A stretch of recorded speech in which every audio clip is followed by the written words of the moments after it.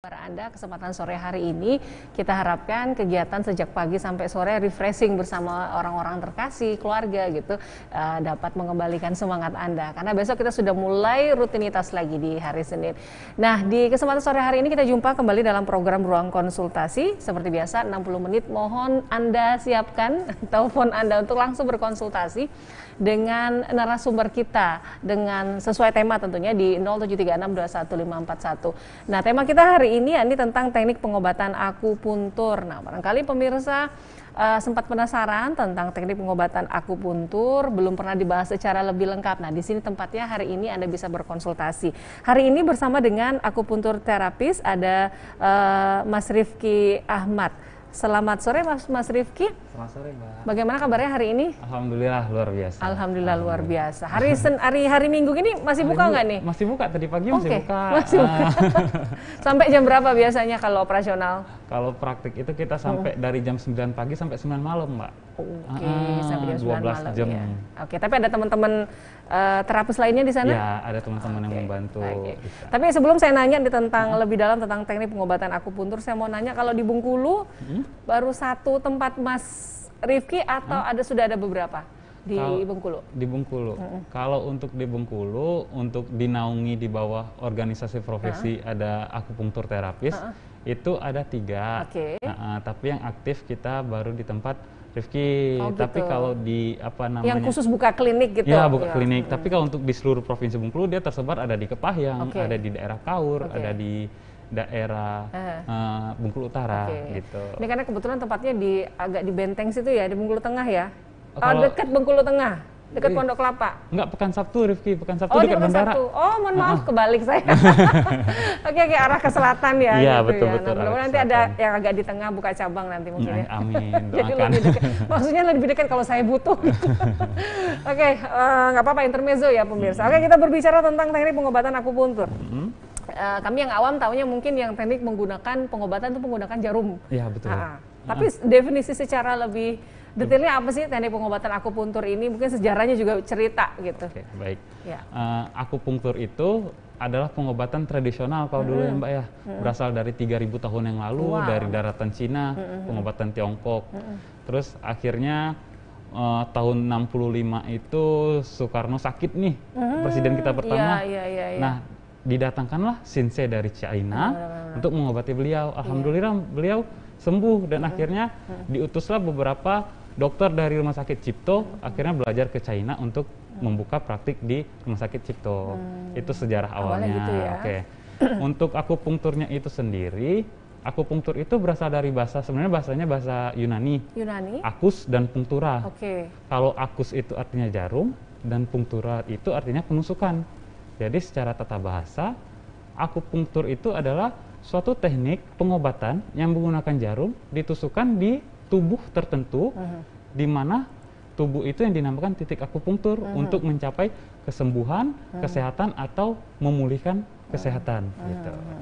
Oke, jadi memang menggunakan jarum, tapi bukan jarum sembarangan. Iya, betul. Ada alat khususnya jarum akupuntur gitu ya. Oke, nah pertanyaan awam nih ya, sakit nggak sih gitu? Ini pertanyaannya, kok ngeri ya gitu, kira-kira ditusuk itu rasanya sakit nggak sih gitu? Gimana Mas Rifki? Gini Mbak Elsa, jarum sebenarnya itu kalau kita menyebutnya bukan jarum sih, dia tuh? lebih seperti bulu sebenarnya. Karena tipis banget. Jarumnya itu diameternya 0,25 mm. 0,25. Jadi kalau rambut itu 0,1, kalau jarum itu 0,25. Jadi sekitar 2 helai rambut. Berbahan stainless steel. Tipis banget ya? Iya, betul. Tipis banget. Berbahan stainless steel, ditusukkan ke tubuh tertentu. Dia lebih ke sensasinya itu seperti nyeri dan pegal gitu, nyeri Mbak. Dan pegal. Tapi itu berlangsung sekitar, setelah penusukan paling lama itu berlangsung sekitar 3 hari atau 72 jam. Oh gitu. Ada rasa-rasa nyeri gitu? Rasa nyeri di titik-titik akupunturnya. Tapi untuk meningkatkan kenyamanan, di samping nyeri dia tuh efeknya nyaman gitu, bukan sakit. Bukan gitu. sakit, oke. Jadi kalau ditusuk walaupun nyeri bisa ditoleransi oleh tubuh ya. Betul, Oke, betul. jadi nggak perlu takut ya. Nggak perlu Gitu. takut, Nanti nggak boleh perlu coba habis ini. Nah, pertanyaannya cara kerjanya seperti apa sih? Ini tusuknya tuh suka-suka pasti nggak ya? Enggak. Ada titik-titik tertentu. Itu seperti apa sih, Mas Oke, Rifki? seperti aku, Bu. Jadi di dalam namanya kan kita lebih ke kalau kedokteran barat, kedokter barat itu biasanya lebih mengarah ke pengobatan dengan obat-obatan kimia. Benar. Nah, kalau kita itu namanya pengobatan tradisional Chinese medicine ya atau TCM. Nah, dalam pengobatan tradisional Chinese medicine itu ada namanya yin dan yang, keseimbangan tubuh dan keseimbangan alam. Jadi definisi sakit kalau di Cina itu adalah seimbang antara yin dan yang gitu. Antara ada energi di sana untuk mencapai keseimbangan. Nah, jadi cara kerja akupunktur itu adalah menyeimbangkan keseimbangan tubuh, mengembalikan keseimbangan tubuh agar kembali sehat dan pulih gitu. Jadi kalau dalam pengobatan baratnya, akupunktur itu bekerja untuk merangsang otot, pelemasan otot, merangsang hormonal, terus dia juga bisa untuk menghilangkan nyeri, bahkan untuk cara kerjanya itu bisa merangsang hipotalamus begitu, Mbak. Oke, kita langsung saja ke penyakit yang bisa disembuhkan. Tadi sudah disebutkan beberapa Ya, gitu betul. ya, spesifikasinya sedikit. Nah, tapi kategori penyakit apa sih yang bisa disembuhkan? Atau semua jenis penyakit ini bisa diterapi melalui Dengan akupunktur akupunktur. ini, Mas Rifki? Oke. Akupunktur itu bisa untuk pengobatan yang utamanya biasa nyeri, Mbak. Nyeri. Oke. Mulai dari nyeri pinggang, nyeri kepala, terus nyeri bahu, saraf kejepit, semua jenis nyeri. Kebanyakan dalam praktik klinis kita emang kebanyakan sih dari penyakit yang nyeri. Lebih nyeri ke nyeri ya. Terus yang kedua adalah untuk syaraf, dia untuk merangsang sistem saraf tepi, untuk merangsang sistem saraf pusat, atau biasanya untuk pasien-pasien kita biasanya adalah pasien-pasien stroke. Stroke bisa juga ya. Stroke. Terus selain itu kita juga melayani untuk kecantikan. Kecantikan juga bisa. Kecantikan. Tapi ditusuknya di muka? Iya, ditutup di muka. Itu untuk menghilangkan kerutan, akne atau jerawat. Coba kalau gitu ya. Oke, gitu ya. Sekarang itu kan lagi tren tuh pengobatan yang tanpa obat. Jadi termasuk kecantikan sekarang sudah akupunktur bergerak di sana. Oke, Gitu. jadi sebenarnya memang kalau lebih baik nggak pakai kimia kalau bisa gitu kan ya. Betul, bisa menjadi pilihan gitu ya, betul, sampai Mbak Elsa. masalah kecantikan juga bisa diterapi gitu. Tapi kalau untuk penyakit-penyakit yang misalnya jantung, kolesterol, darah tinggi dan sebagainya, ini bisa juga nggak sih, Mas? Iya, itu juga bisa untuk.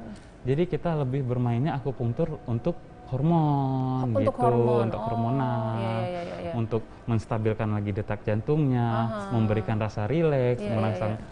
Kita bisa akupunktur bisa bekerja di perangsangan hormon serotonin untuk kenyamanan tubuh. Baik. Nanti gitu. saya tanya lagi, kita kasih kesempatan untuk penelpon kali ini. Sudah bergabung di TVRI Bengkulu. Halo, selamat sore. Halo, dengan siapa di mana? Halo, dengan Dimas, Mbak. Ya, di mana Dimas? Di Bentiring. Di Bentiring. Silakan Dimas.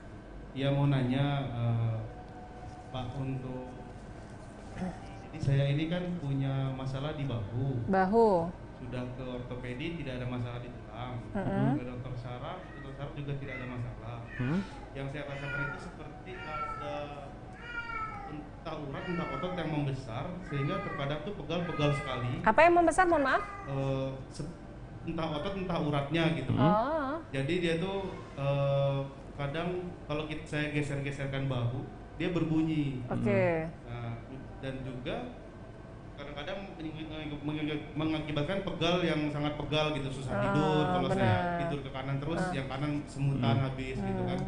Nah, itu tuh posisinya di arah belikat sampai ke ujung pangkal bahu, bagian bahu ya. ke sambungan tangan. Itu kira-kira kalau di akupunktur bisa nggak Pak ya?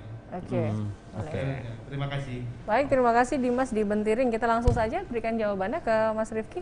Oke, baik. Dalam pengalaman klinis itu meskipun belum didiagnosa itu biasanya nyeri bahu atau frozen shoulder, ada kekakuan di bagian bahu.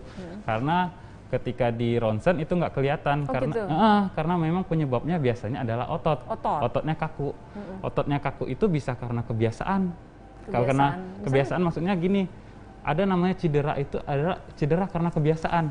Terlalu biasa megang laptop di depan laptop berhari-hari, berjam sampai tahunan, tidak olahraga. Terus terlalu sering angkat berat bagian sini. Kalau untuk kasus itu seperti kayak di Bengkulu Utara itu sering sakit di sini karena biasa sawit kan gitu, dalam pengalaman klinis. Keras, berat gitu ya. Gitu.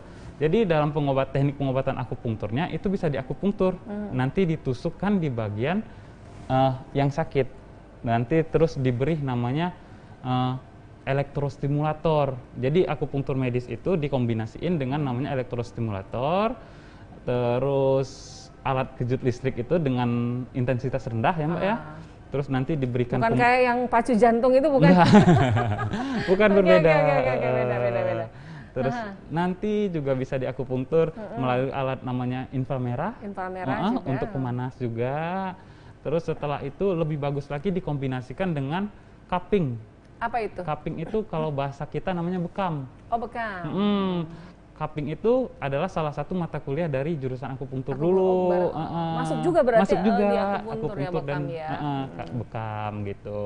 Itu sangat efektif sekali untuk kasus-kasus nyeri otot gitu. Mas Dimas, nah ini jawabannya sudah disampaikan oleh Mas Rifki, nih boleh nih langsung nanti ke Pekan Sabtu ya. Pekan Sabtu. Oke. Jadi nanti bolehlah habis ini kontak lebih lanjut gitu ya. Oke. Jadi seperti itu.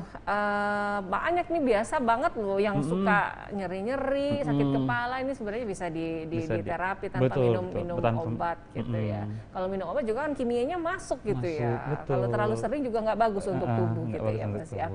Oke, kita lanjut lagi tadi. Saya lupa nih. Oke, saya lanjut ke pertanyaan saya dulu nih ya. Nah, karena tadi kita sudah masuk ke keluhan-keluhan, terutama dari Mas Dimas. Nah, saya mau nanya, kalau yang misalnya kasus seseorang yang habis kecelakaan misalnya ya, jatuh, kemudian tulang belakangnya di sininya gitu, kemudian jatuh keduduk gitu di aspal dan sebagainya. Itu tindakannya bisa juga melalui akupunktur. Akupunktur. Ya. Untuk akupunktur itu biasanya untuk saraf kejepit. Itu termasuk kategorinya. Kategorinya termasuk. Nanti selain ditusuk jarum, itu nanti ada namanya manual terapi. Manual terapi itu adalah suatu pengobatan dengan menggerakkan bagian-bagian tubuh tertentu. Untuk pelemasan otot dan tulang-tulang di sekitarnya begitu. Jadi akupunkturnya dikombinasiin lagi gitu. Oke, jadi mungkin selama ini ada yang dibiarin aja gitu, nyeri, udah nanti juga bakalan sembuh sendiri. Tapi ternyata kadang-kadang di tahun kesekian ini ada keluhan-keluhan tertentu. Nah, apakah itu memang berkaitan atau tidak? Tetapi selayaknya sebenarnya kalau kondisi-kondisi ini terjadi, di minimal kalau bisa dipilih gitu ya. Bisa dipilih. Entah itu obat atau kemudian terapi gitu ya. Atau kombinasi keduanya. Juga. Itu lebih baik gitu ya. Itu lebih baik karena tidak ada kontraindikasi antara akupunktur sama obat-obatan. Oke, jadi bisa saling membantu menyembuhkan penyakitnya. Betul. Baik, pemirsa, masih kami undang daripada saya nanya terus gitu kan. Ini nanti curhat nanti saya. Nah, pemirsa boleh bergabung seperti Mas Dimas tadi, kalau ada keluhan-keluhan langsung saja, mumpung ada terapisnya di sini, ada Mas Rifki, Anda bisa bergabung bersama kami di 0736 21541 0736 21541. Mana tahu terjawabkan keresahan, kegelisahan Anda terkait mungkin hal-hal yang berkaitan yang diperlu untuk dilakukan terapi akupuntur. Betul. Gitu ya. Oke, nah saya mau tanya lagi nih soal akupuntur ini, berapa lama sih kita durasi apa sih penusukan jarum? Iya, gitu. Dan berapa banyak yang ditusuk gitu? Oke. Dalam akupunktur itu nanti ditentuin dulu Mbak, datang nih pasien, kita anamnesa dulu, ditanya dulu penyebabnya apa, terus nanti kalau sudah datang dilihat lagi pemeriksaan penunjang seperti ronsen, X-ray atau CT scan. Nanti setelah itu baru ditentukan berapa lama terapinya, terus berapa jarumnya gitu. Biasanya untuk kasus tertentu kita biasa memakai, untuk umum biasanya memakai 20 sampai 60 jarum per sekali terapi. Untuk umum 20 sampai 60 jarum. Banyak juga ya. Banyak tersebar di seluruh tubuh. Gitu. Jadi Apalagi kalau untuk kasus yang kayak nyeri Mas Dimas tadi, itu jarumnya itu biasanya lebih banyak dan lebih panjang karena dia harus masuk lebih banyak lebih panjang ya. Karena harus masuk ke bagian otot gitu. Jadi dia kayak dipijat dari luar tapi bagian otot. Nah, nanti didiemin sekitar 5 sampai 30 menit. Oh gitu.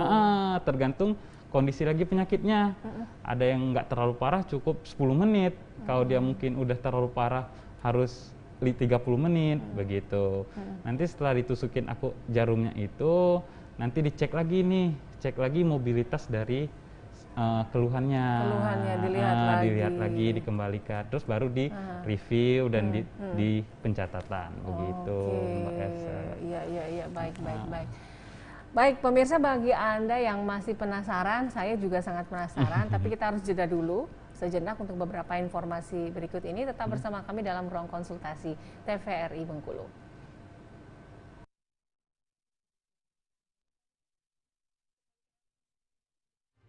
Bapak, Ibu, saudara-saudara, saat ini semua wajib pakai masker.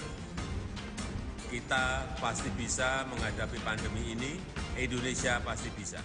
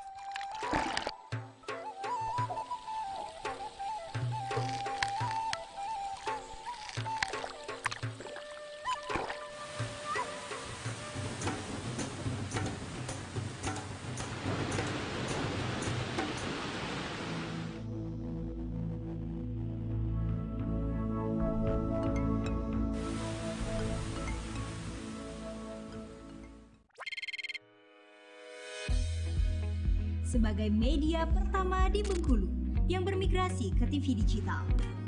Halo. TVRI Bengkulu berkomitmen menjadi sarana informasi, edukasi, dan hiburan yang berkualitas. Siaran TVRI Bengkulu menjangkau dunia. Selain siaran digital terestrial, TVRI Bengkulu juga hadir di ponsel pintar Anda. TVRI Bengkulu dapat Anda saksikan melalui berbagai media sosial. Beragam program unggulan hadir untuk semua halayak. Program edukasi anak, edukasi keluarga, serta sarana informasi aktual yang menjadi sumber informasi terpercaya. TVRI Bengkulu siap menjadi media promosi yang terjangkau, efektif, dan tepat sasaran. Hubungi tim promosi TVRI Bengkulu di TVRI Bengkulu, media pemersatu bangsa.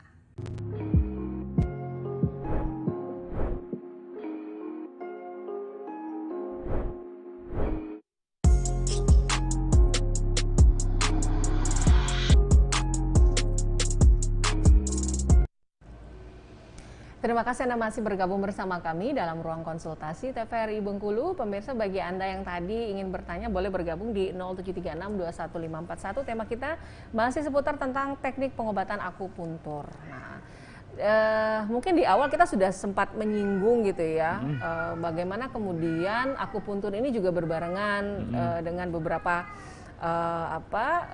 langkah pengobatan lainnya gitu, betul, saling membantu gitu. Tapi mungkin barangkali masih ada teman-teman di luar sana yang masih mempertanyakan aman gak sih gitu, gitu kan ya. Boleh nanti betul. Mas Rifki jelaskan dulu nih. Akupunktur itu sebenarnya sudah ada sejak 3.000 tahun yang lalu. Kalau tidak aman pasti kan udah di-cut dari 10 tahun aja udah nggak ada mungkin ya. Tapi sekarang itu untuk menjaga keamanannya itu sudah ada namanya legalitasnya, Mbak. Legalitasnya. Sama akupunktur itu sudah masuk ke tenaga kesehatan seperti yang lainnya. Akupunktur itu masuk seperti sama halnya dalam keterapian fisik, sama halnya fisioterapi, terapi bicara untuk orang ngomong gitu.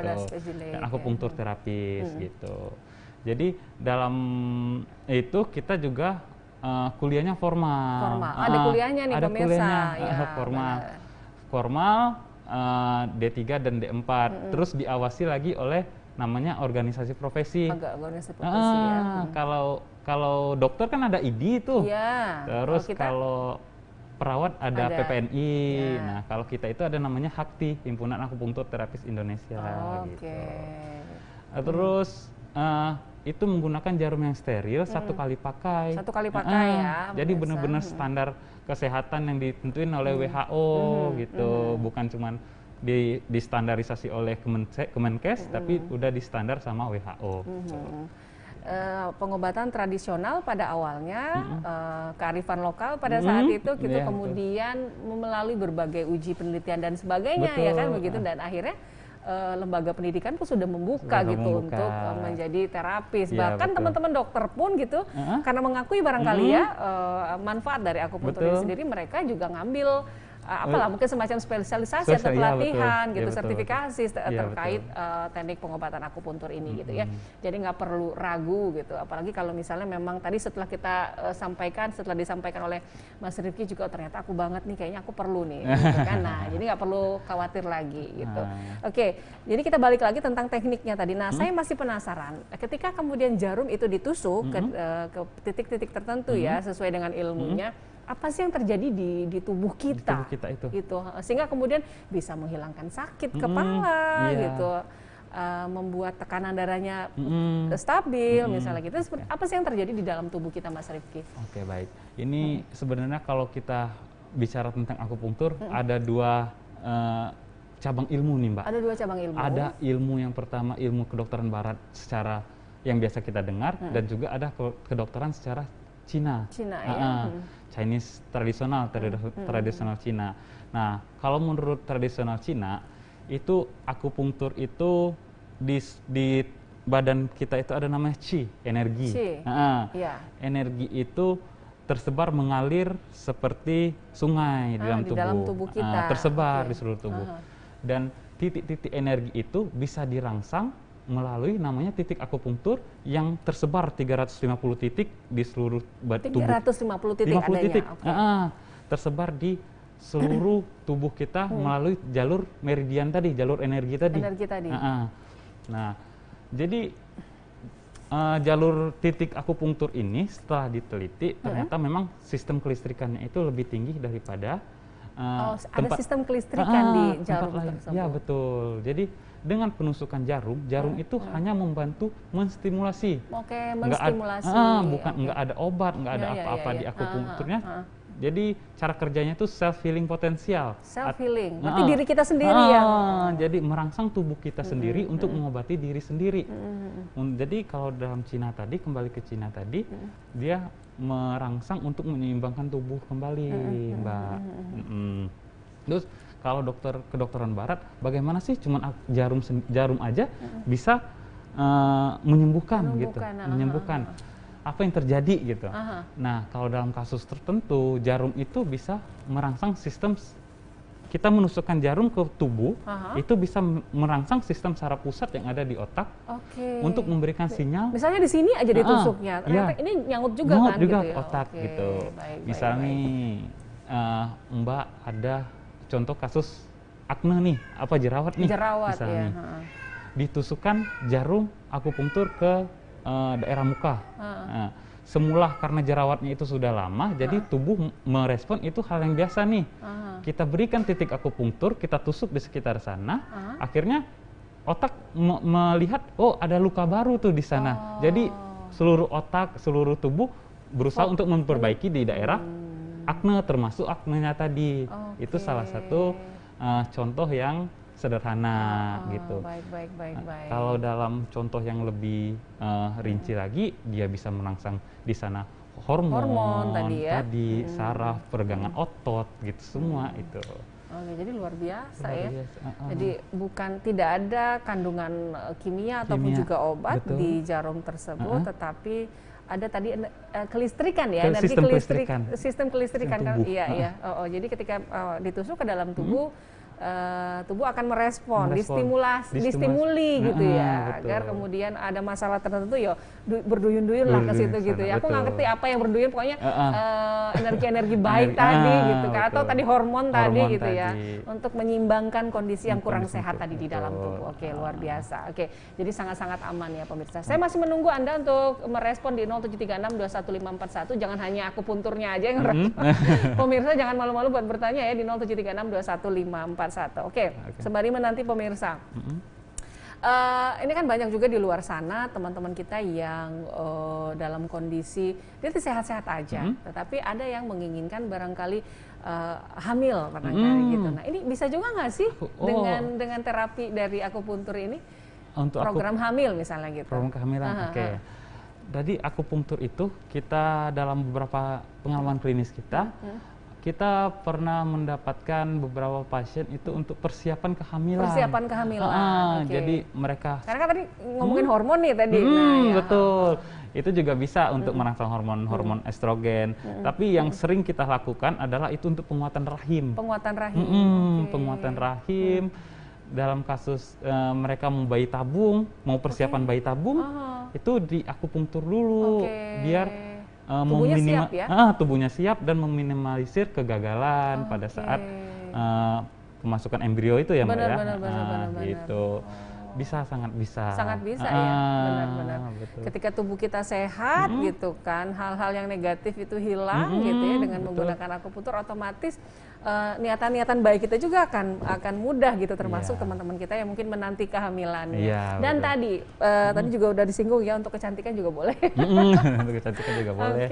Oke. Nah, pertanyaan lagi masih, seorang yang kemudian diterapi itu berapa kali harus dia terapi? Tergantung juga ya. Tergantung gitu ya. juga. Jaraknya seperti apa sih? Jaraknya antara satu kali terapi dengan yang berikutnya. Jadi akupunktur itu kan self healing potensial nih, merangsang tubuh untuk mengobati diri sendiri nih. Jadi kalau hal itu dilakukan terlalu dekat, jadi tubuh menganggap itu hal yang biasa. Jadi efek akupunkturnya bisa menghilang di tubuh kita gitu, Mbak. Jadi paling cepat untuk pengobatan itu adalah 2 hari sampai 3 hari. Paling cepat 2 hari sampai 3 hari ya. Jadi tidak boleh terlalu sering. Nah, sama halnya juga akupunktur. Dalam pengobatan akupunktur kan ada bekam nih. Sama halnya juga bekam kalau itu terlalu sering tidak boleh. Bahkan cuman dianjurkan 2 bulan sampai 3 bulan sekali. Gitu dalam ilmu dalam ilmu medisnya begitu. Karena itu memberikan self healing potensial itu kalau terlalu sering dirangsang tidak akan menimbulkan efek apa-apa lagi. Ini biasa aja gitu. Dia udah tahu terapi gitu kata tubuhnya gitu kan ya Mas ya. Iya betul.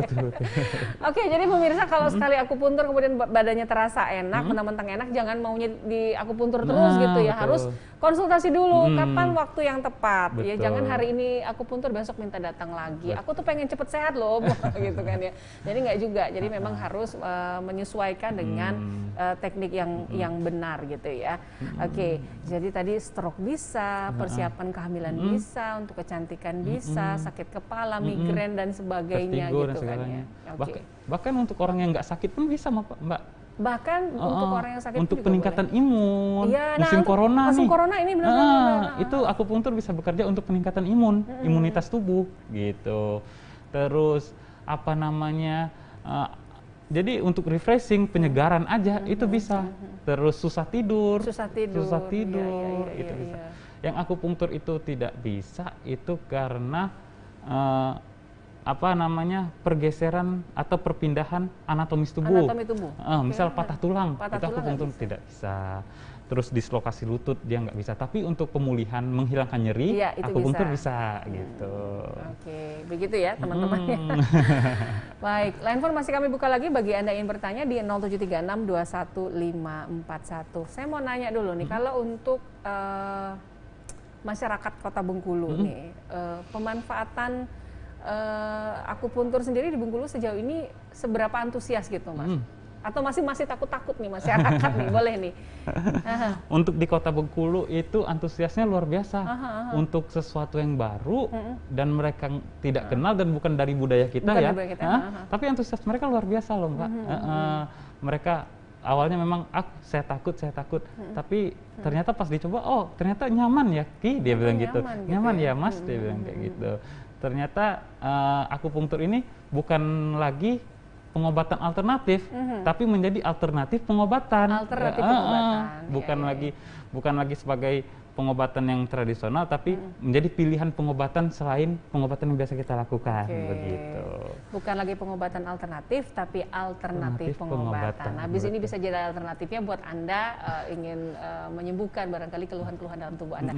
Baik, kita akan jeda sejenak Mas Rifki dan juga pemirsa untuk beberapa informasi berikut ini. Tetap bersama kami dalam ruang konsultasi TVRI Bengkulu.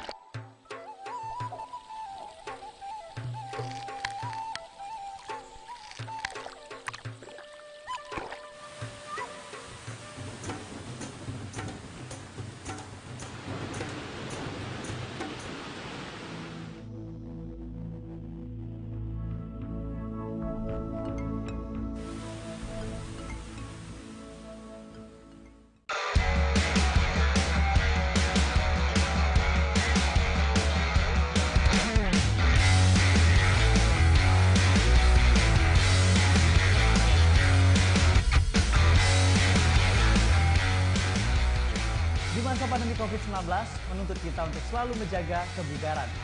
Utamakan olahraga di rumah saja. Jika Anda harus berolahraga di fasilitas kebugaran atau di luar ruangan, usahakan sebisa mungkin untuk menggunakan masker. Saat menggunakan masker, pilihlah intensitas olahraga yang ringan hingga sedang. Pastikan menggunakan masker dengan benar agar terhindar dari virus dan menjaga diri serta sekitar kita.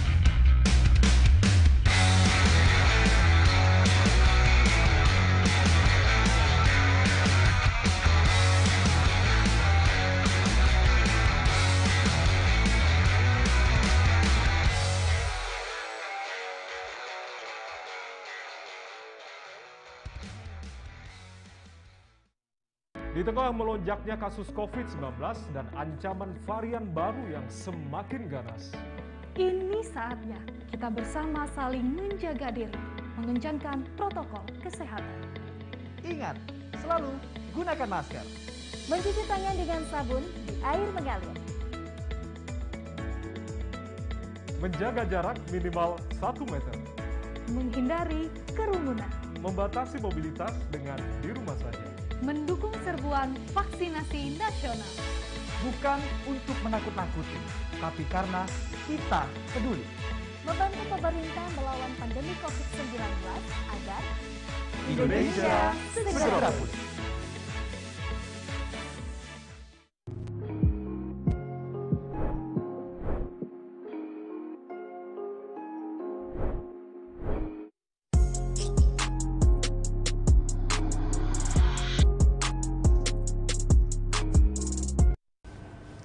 Terima kasih Anda masih bergabung bersama kami dalam ruang konsultasi TVRI Bengkulu. Pemirsa, kami kembali membuka line phone di 0736215541. Mumpung ada terapisnya nih, akupuntur terapisnya ada Mas Rifki Ahmad.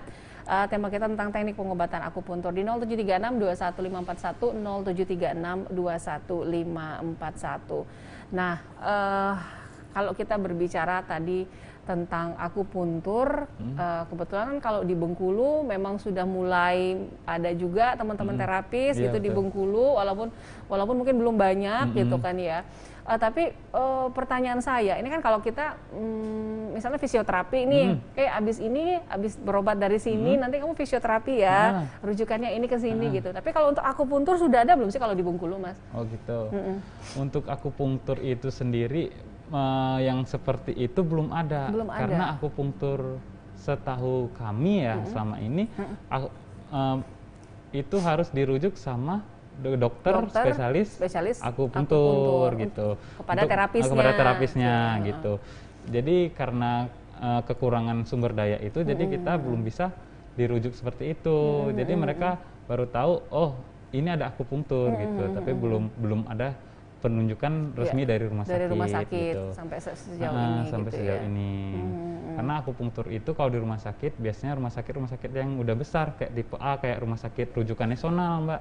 Kayak di Palembang ada gitu ya? Kayak di Palembang ada rumah sakit pusat Pertamina, Cipto gitu. Kalau di Jogja ada Sarjito gitu. Kalau untuk kita belum. Baik. Begitu. Jadi memang kita harapkan untuk kondisi Bengkulu kan ada beberapa spesialis dokter ini yang jumlahnya masih 1, 2 gitu kan. Yang mudah-mudahan nanti ada lulusan yang spesialisnya akupuntur mau ditempatkan di Bengkulu gitu ya. Jadi pemanfaatan akupuntur yang luar biasa ini juga mudah-mudahan semakin berkembang gitu ya. Tapi walaupun tidak ada anjuran dari dokter, boleh kan masyarakat kalau kemudian sesuai dengan penjelasan tadi langsung ke akupuntur, karena tadi kan udah dijelaskan bahwasanya antara medis dan akupuntur tuh nggak saling bertabrakan. Boleh kita sampaikan ulang, Mas? Boleh, sangat boleh. Jadi nggak perlu harus nunggu rujukan, langsung datang aja ke ke tempat praktik itu udah bisa langsung gitu. Karena tidak ada kontraindikasi antara obat-obatan dengan keterapian fisik ini gitu. Akupunktur itu sebenarnya bisa masuk di puskesmas. Bisa masuk di puskesmas. Bisa masuk di di praktik. Kalau kita kan praktik sendiri klinik dokter, tapi kan penanggung jawabnya yang belum ada gitu. Tapi kalau dari Permenkes itu yang bisa kita lakukan di Bengkulu ini baru praktik mandiri seperti kami ini. Baru praktik mandiri. Dalam dan baru ada satu yang seperti Mas. Baru ada satu yang di Bengkulu. Sebenarnya kita berdua, tapi kita satu tempat praktik. Oke, berdua dengan istri kebetulan terapis pemirsa. Dan sini ada sih sebenarnya. Saya ajak ada deh. Lain waktu nanti Ibu siapa namanya? Ibu Aisyah. Ibu Aisyah. Nanti Ibu Aisyah gantian ya lain waktu gitu ya. Oke, jadi seperti itu ya. Mudah-mudahan lah nanti perkembangan akupuntur di Bengkulu semakin banyak sehingga masyarakat juga lebih mudah gitu kan ya. Ya, semoga masyarakat terbantu dengan adanya akupunktur ini. Karena sering yang kita lihat itu Mbak banyak yang salah untuk penanganan. Misalnya? Stroke nih. Jadi karena dia bertahun-tahun tidak mengetahui untuk step by step untuk penanganan stroke, akhirnya dia sampai bertahun-tahun juga tetap seperti itu. Maksudnya gitu. Gimana nih? Jadi gini. Salahnya itu gimana? Salahnya gini, misal dia stroke nih. Stroke itu kan ada penyumbatan pembuluh darah nih di otaknya. Tapi dia terus digerakin dimasas terus tangannya tanpa ada harus rangsangan di otaknya, itu kan akhirnya kadang-kadang dipijit-pijit aja, sampai akhirnya tangan-tangannya itu kesleo terus malah bertambah. Nah, kadang-kadang di lapangan itu memang penanganan untuk mereka rehabilitasi itu kadang-kadang kurang, Mbak. Makanya tingkat kesembuhan stroke itu agak kembali normal itu agak rendah karena salah terapinya. Iya, betul. Makanya harus benar-benar pintar memilih. Benar-benar. Jadi harus benar-benar pintar memilih kepada siapa gitu, kemudian teknik pengobatan seperti apa yang dipilih untuk menyembuhkan penyakit-penyakit tertentu. Salah satunya tadi adalah stroke tadi gitu ya. Jadi kalau salah-salah ya bisa fatal gitu. Nah, ini kan kadang-kadang tuh kitanya tuh kata si A, dia itu sembuh loh gitu. Nah, memang kita harus perlu mempertanyakan sebenarnya ya, apakah pertama mungkin higien, steril, kemudian memang ada ilmu khusus yang sudah dipelajari dan apakah sudah legal atau tidak gitu. Mungkin boleh kasih ke pemirsa pemahaman seperti itu, Mas Rifki. Oke. Akupunktur itu sekarang sudah masuk di dalam tenaga kesehatan menurut Permenkes nomor 34 tahun 2018. Jadi udah ada izin praktiknya sendiri, terus minimal yang melakukan tindakan akupunktur minimal diploma 3 akupunktur. Terus tidak boleh sembarang sekarang. Kalau dulu boleh, siapapun boleh, misalnya keperawatan, terus kursus akupunktur bisa melakukan akupunktur. Tapi sekarang sudah ada promosinya, sudah ada profesinya sendiri, yang seperti sekarang kita sedang menggalakkan itu, Mbak. Saya sebagai himpunan akupunktur terapis terus memperkenalkan itu bahwa oh ini profesinya sudah ada gitu. Ini orang yang profesional melakukan itu sudah ada. Jadi sudah harus benar-benar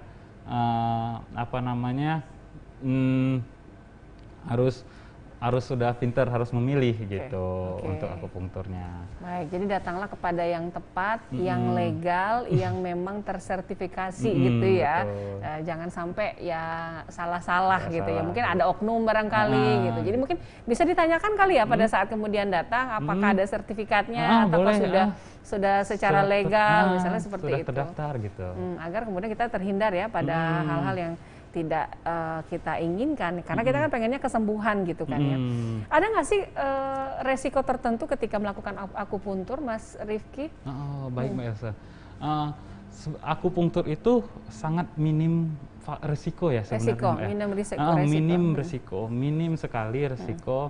Ada dulu kasus yang paling yang paling berbahaya ya paling ketusuk terus bengkak karena kena pembuluh darah. Paling luka bengkak sedikit gitu luka ya? sedikit atau hematum namanya. Hematum. Jadi cuma bengkak sedikit terus dikompres sama air dingin udah hilang gitu. Itu paling ringan karena dia pemilihan jarum, terus pemilihan tempat penusukan itu sudah diperhitungkan semua. Misal untuk penusukan bagian daerah dekat sama paru-paru sama jantung itu sudah ada SOP-nya, penusukan dengan kemiringan atau harus tegak lurus, atau ukuran sampai jarum sedetil berapa, itu ya, seberapa dalam itu juga termasuk ya. Sudah termasuk sudut kemiringannya berapa. Jadi insya Allah itu sangat aman untuk pengobatannya, resikonya sangat kecil.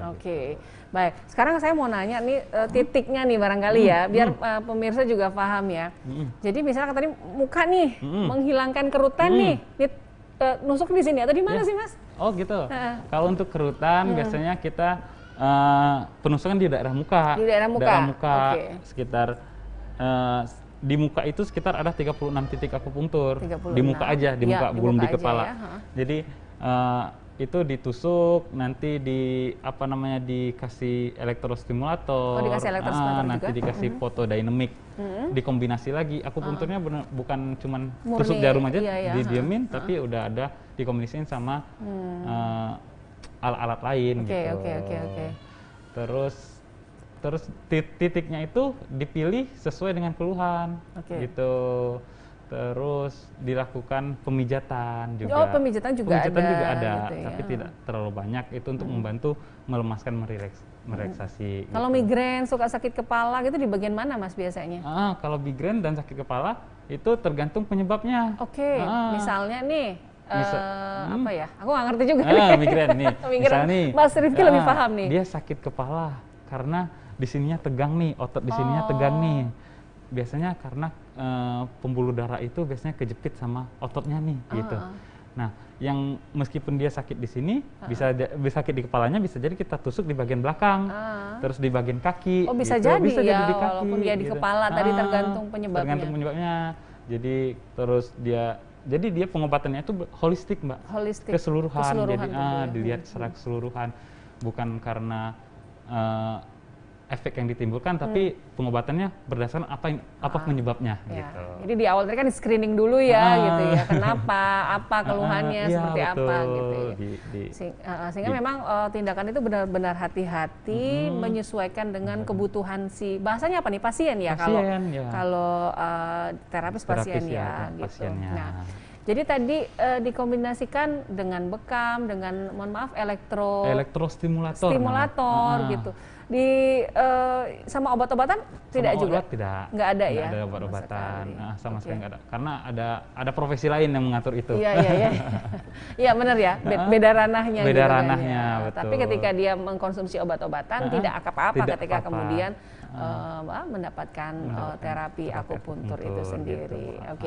Pemirsa, masih ada satu sesi lagi. Anda kami masih undang untuk bergabung di line phone kami di 0736215541. Sayang sekali kalau nggak bergabung ya. Oke. Nah, masih lanjut sambil menanti pemirsa untuk bergabung bersama kami. Jadi tadi salah satunya tadi manfaat dari akupuntur menghilangkan nyeri-nyeri. Kemudian kalau stroke mungkin pasca stroke gitu. Kemudian intinya mengembalikan keseimbangan tubuh. Kalau misal kayak pasca melahirkan, itu juga bisa Mas ya? Sudah juga bisa. Untuk pasca melahirkan, yang sering itu kalau melahirkan itu kita biasanya untuk perangsangan ASI. Oh, rangsangan ASI juga bisa. Perangsangan ASI Iya. untuk perangsangan ASI itu cepet itu malah. Biasanya dalam 1 kali 2 kali terapi ASInya udah cepet keluar. Karena apalagi untuk mereka yang sesar biasanya ASInya agak susah nih keluar nih. Karena dia nyeri, psikologisnya terganggu, bener kan? Betul. Iya, Nanti pengalaman ini. Oke, terus. Nanti dirangsang sama akupunktur, ditusuk sama akupunktur. Ya? Iya gitu. Terus sekalian untuk biasanya akupunktur untuk pasca melahirkan itu biasanya selain ASI itu juga untuk relaksasi tubuhnya, sakit pinggangnya, gitu. Pokoknya fix deh abis ini nanti kita janjian kapan aku mau. Oke, jadi tadi di belakang ini ternyata ada yang bisik-bisik. Padahal sebenarnya tadi juga udah disampaikan juga bahwasanya bisa untuk diet ya Mas ya. Bisa, nah betul. Ini nanya lagi nih, boleh dijelaskan lagi mungkin tadi belum menyimak gitu. Bisa nggak sih untuk kurus katanya? Bisa kurus. Sekali lagi dijelaskan lagi deh, ibu-ibu nih, mama-mama muda nih biasanya. Oke. Akupunktur untuk slimming namanya slimming, Mbak, untuk ya. slimming. Bukan kurus tapi bukan ya kurus, slimming. Untuk kecantikan. Ada beberapa teknik nih. Yang pertama dia untuk pengecilan lemak. Bisa dong, asik deh. Biasanya yang banyak kami itu biasanya bapak-bapak tuh. Apa bapak? Bagian perut. Oh, boleh buat bagian suami. perut nih digetar nanti itu. Iya. Biasanya kita ukur dulu sebelumnya berapa senti, setelah terapi kita ukur lagi pengurangannya berapa gitu. Terus nanti diberi ada namanya self therapy, terapis mandirinya, gitu. terapi mandiri untuk di rumahnya sendiri. Oke. Terus yang kedua untuk ibu-ibu yang sering makan. Iya. Itu biasanya kita beri rangsangan titik untuk menahan nafsu makan. Oke, gitu. Jadi dia dibandingkan dengan tidak di akupunktur, nafsu makannya lebih menurun sampai ke 30-40%. Begitu. Itu lebih bagus efeknya kalau untuk seperti menahan nafsu makan, itu ada namanya teknik tanam benang. Tanam benang? Tanam benang itu penusukan benar-benar benang, ya benang untuk itu, benang khusus, ditusukkan ke titik akupunktur itu untuk menekan akupunkturnya itu agar aktif terus. Jadi bisa berefek panjang kalau misalnya benangnya dimasukin? Jadi nanti benangnya khusus itu nanti dia bisa nyatu sama kulit. Ya, kayak benang jahit itu ya, operasi gitu ya. Operasi gitu, betul. Nah dia bisa menekan nafsu makan gitu. Terus jadi kalau akupunktur biasa itu bertahan sekitar 2 atau 3 hari. Kalau dengan akupunktur tanam benang tadi itu bisa sampai 6 bulan. Oh, 6 bulan. Jadi 6 bulan nggak khawatir, ini nggak suka makan, ini nggak suka makan. Jadi gitu efeknya gitu. Jadi sekarang itu sebenarnya ada pilihan yang lebih sehat ya dengan akupuntur. Yang mau cantik nggak perlu operasi, ya nggak ya? Kemudian yang mau kurus nggak perlu minum obat-obatan yang kita kadang-kadang tuh ikut sana gitu, ternyata nggak ada BPOM-nya gitu kan, kita nggak tahu gitu. Mungkin tapi catatannya nggak bisa instan, Mbak. Tapi nggak bisa instan. Pertanyaannya berapa lama biar bisa kurus?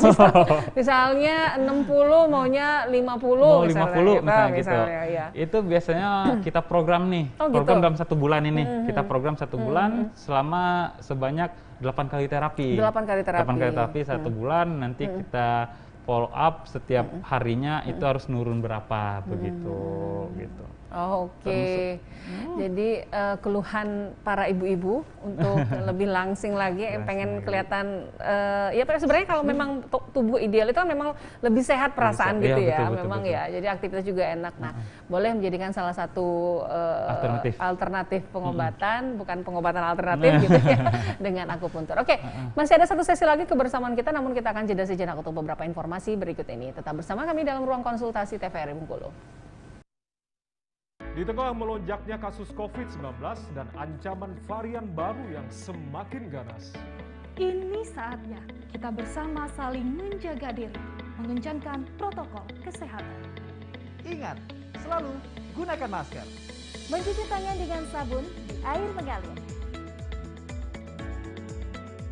menjaga jarak minimal 1 meter, Menghindari kerumunan. membatasi mobilitas dengan di rumah saja. Mendukung serbuan vaksinasi nasional. Bukan untuk menakut-nakuti, tapi karena kita peduli. Membantu pemerintah melawan pandemi COVID-19 agar Indonesia segera pulih.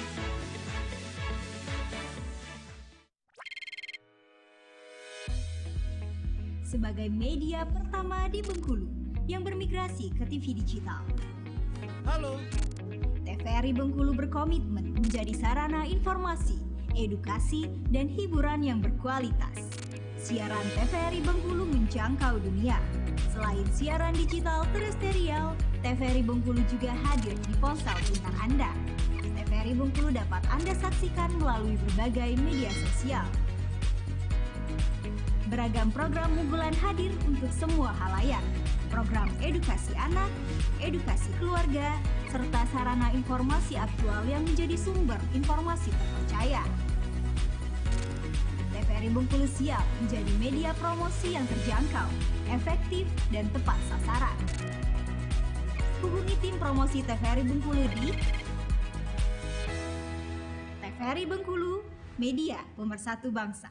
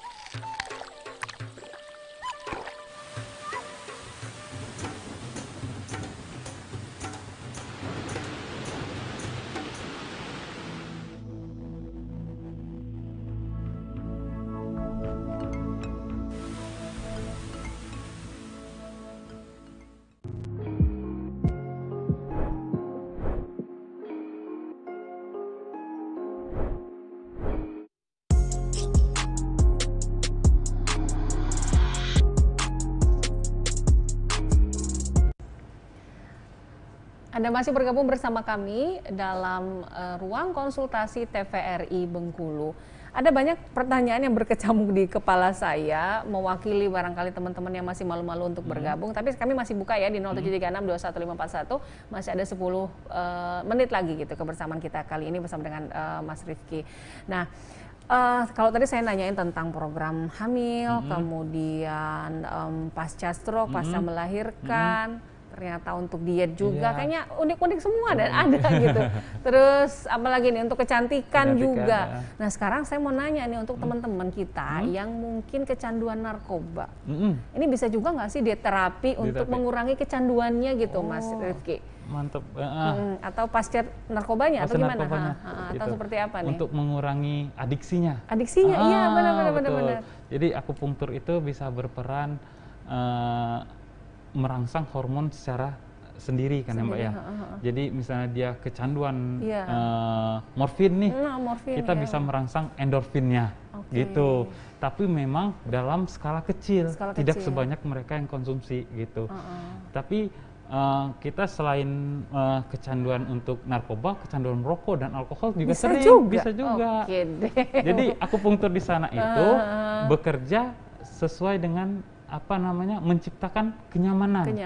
Itu kalau mereka kayak jangankan narkoba ya Mbak ya, ngerokok aja itu kalau mereka itu sudah sering ngerokok, nggak ngerokok stres. Nah, ya bener ya. Jadi asem gitu katanya mulutnya gitu, bener ya. Jadi akupunktur itu bekerja untuk menekan stresnya itu. Stresnya tadi. Jadi dengan menekan stresnya itu, mereka lebih berpikirnya lebih jernih dan konsentrasinya mereka teralih, tidak ke adiksi mereka. memang dalam itu harus bertahap, benar-benar harus bertahap sesuai dengan dosis mereka gitu. Tapi kalau untuk narkoba itu tetap harus ada pendampingan dari tim lain gitu. Karena memang mungkin berbeda dengan rokok ya, yang tidak terlalu tidak terlalu kuat adiksinya gitu ya. Gitu. Ini boleh nih buat mamah-mamah yang sudah susah banget gantiin konsumsi rokok, entah itu suaminya, entah itu anaknya barangkali gitu kan ya. Nih boleh tuh akupuntur menjadi alternatif pengobatannya gitu ya. Oke. Baik. Jadi kita dari awal tadi membahas tentang energi dalam tubuh kita, kemudian yang distimuli oleh jarum akupuntur, dan disesuaikan juga ketika membutuhkan kombinasi pengobatan lain seperti elektrostimulator, kemudian satu lagi bekam gitu ya, bisa menjadi alternatif untuk banyak keluhan-keluhan. Bahkan tadi juga untuk ibu yang yang bermasalah asinya susah keluar. Ternyata loh, coba dari dulu ada di sini gitu kan ya. Tetangga saya saranin. Iya seperti itu. Nah, apa yang mungkin Mas Rifki ingin sampaikan terkait pengobatan alternatif pengobatan akupuntur kepada masyarakat? Oke. Sebelum pertanyaan itu kita beri kesempatan dulu di line telepon. Iya, sudah terhubung dengan TVRI Bengkulu? Halo, dengan siapa di mana? Halo? Iya, halo, sudah terhubung dengan TVRI Bengkulu, yang ingin bertanya dengan siapa di mana? Halo, saya Ani. Halo. Iya, silakan Ani atau Ami nih? Ani ya? Ani. Iya, silakan. Silakan langsung saja. Ani. Iya, silakan. Sudah terhubung dengan TVRI Bengkulu. Mbak. Baik, apa bisa akupuntur dapat mengatasi flek wajah? Flek wajah. Oke. Ada lagi pertanyaannya mumpung nih. Halo? Sudah? Dan bagaimana kita tahu orang ini ada izin akupunturnya, seperti di salon-salon itu kan juga ada akupuntur. Terima kasih. Bagaimana mengetahui akupunturnya benar gitu? Halo? Oke. Baik, jadi ini waktunya singkat banget nih, tinggal 2 menit aja lagi. Mungkin jawabnya agak disingkat karena tadi pertanyaan penutup belum dijawab juga tadi ya. Oke, flek. Untuk flek akupuntur bisa untuk fleknya itu kita lihat dulu itu karena apa? Karena pemakaian zat kimia atau karena hormonal. Biasanya flek itu kalau dalam kasus ibu-ibu itu biasanya penggunaan KB biasanya Bu ya. Nah, KB hormonal ya. KB hormonal. Nah, jadi kita menyeimbangkan kembali hormon tersebut begitu. Bisa akupuntur flek. Terus kalau untuk bagaimana tahu kalau di sana ada akupuntur, sini ada akupuntur, mana yang benar gitu. Dilihat dari legalitasnya. Akupuntur yang praktik secara resmi itu ada namanya STR-nya ya. Surat tanda registrasinya dari Kementerian MTKI ya kan Mbak ya. Terus ada izin dari DPM PTSP-nya gitu. Itu ya, cari tahu dulu. Ya oke, terakhir barangkali yang pertanyaan saya tadi, apa yang disampaikan kepada masyarakat tentang pengobatan akupuntur ini agar kemudian dapat membantu masyarakat untuk sehat kembali, pulih kembali dari keluhan-keluhan yang dirasakan, Mas Rifki. Akupuntur itu sangat kompleks untuk pengobatannya dan ada beberapa penyakit yang benar-benar tidak sembuh oleh obat. Nah, jadi harus memang benar-benar ada namanya keterapian fisik. Dan akupuntur adalah menjadi alternatif pengobatan yang dimana tanpa harus menggunakan bahan kimia dan juga tanpa harus meminum obat, akupuntur bisa berperan untuk meningkatkan kesehatan atau memulihkan kesehatan kita semua. Oke. Baik, terima kasih Mas Rifki atas ilmunya, mudah-mudahan bermanfaat. Dan akupuntur menjadi salah satu alternatif pengobatan yang bisa Anda pilih pemirsa, dan kita harapkan semoga semua sehat apalagi di masa pandemi ini ya, tetap jaga imun ya. Saya Alsina Farita, mewakili kerabat kerja petugas, mohon pamit undur diri. Terima kasih. Wassalamualaikum warahmatullahi wabarakatuh. Waalaikumsalam warahmatullahi wabarakatuh.